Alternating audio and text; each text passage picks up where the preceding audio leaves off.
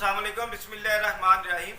पाकिस्तान के अंदर और पूरे एशिया के अंदर फैलने वाली बीमारी डायबिटीज़ है, जो हर छठे सातवें आठवें इंसान को हो रही है।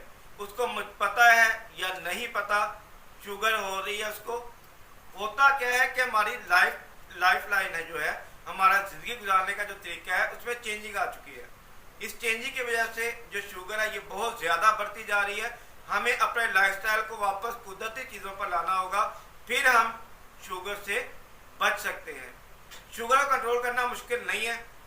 सबसे पहले अपने ज़हन में जगह दें कि पैंक्रियाज जो इंसुलिन बनाता है, जिसको लबलबा कहते हैं, वो इंसुलिन बना रहा होता है लेकिन कम बना रहा होता है।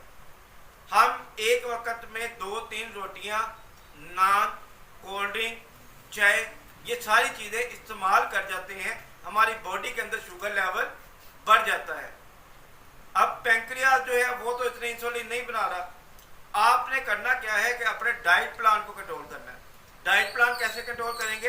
एक वक्त में एक रोटी खाएं, उसके साथ चाय इस्तेमाल ना करें, लस्सी या कोल्ड ड्रिंक इस्तेमाल ना करें, 4 घंटे बाद फिर खा लें। आपकी एक रोटी से जितनी जिस्म के अंदर शुगर बनेगी, वो आपकी पैंक्रियाज जो है उतनी इंसुलिन प्रोड्यूस कर रहा है।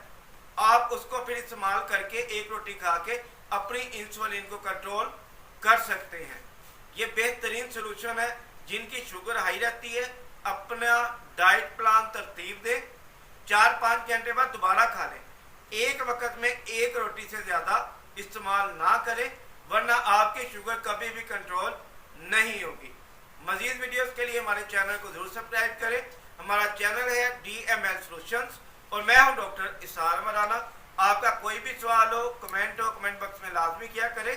इंशाल्लाह आपकी मुकम्मल तौर पर रहनुमाई की जाएगी। अपनी सेहत का ख्याल रखिएगा, हमें दुआ में याद रखिएगा। डॉक्टर इसार मराना। अस्सलाम वालेकुम रहमतुल्लाह।